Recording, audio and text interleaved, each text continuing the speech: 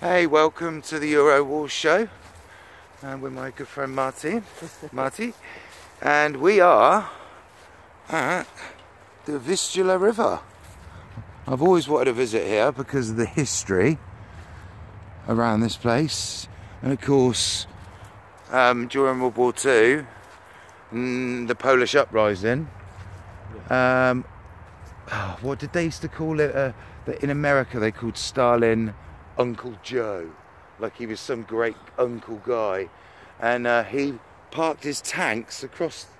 Basically, it's a bit differently. I will tell you. I will tell you a bigger story. Okay. So you understand why Stalin never gave the order for the Red Army to advance and help us in the uprising. Yes. Because during the Battle of Warsaw in 920.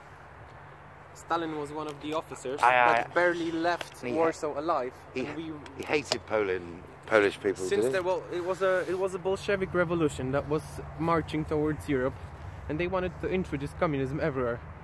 And the reborn Polish army actually mopped the floor with them. It was called the Miracle of Vistula. And Stalin barely left alive. He was injured, and we allowed them to come back to Russia. And when he came to power, he basically just executed his revenge. Yep. And when our freedom fighters were swimming across Vistula River to get to freedom, because the Red Army in the front was there, they packed them to cattle cars, the trucks and stuff like that, and shipped them to Siberia. Well, my uncle was one of those. Really? One of those people. Yeah. He walked back on his feet. I've seen a movie where they escaped from Siberia, and the gulags were really even worse than concentration camps. And Russians don't have respect for life, for anyone else. They had fun times during when they were drinking, where they forced people with guns to eat other people. Like from a living person, like you need to just bite some of his flesh and eat it. Whatever. If you're not gonna do it, I'm gonna shoot you. And well, for us, that's Russians. That's how we view them. For us, Russians are really the epitome of evilness. It's the it's the most epic symbol of evil that there is. That's communism, and that's Nazism and Hitler, and that's why there are no fascists in Poland. No, did you hear that? Did you just hear what Marty said?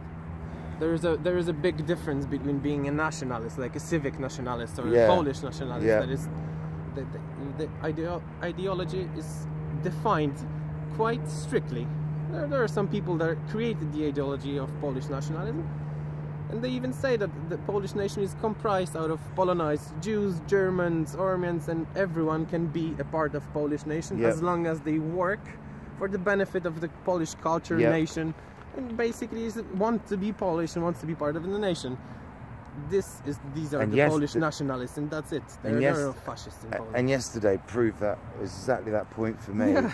But in England, in Britain, we don't have that. They have their passport. I'm British now, and as you can see, places like Luton, they don't want to be part. They hate us. You know, I'm not saying all Muslims hate us, but there is a big problem. You don't have any incentive. We were thinking for months and months, all the time. We only get the negative information from the West all the time, and we were just thinking, like, why should those people even assimilate?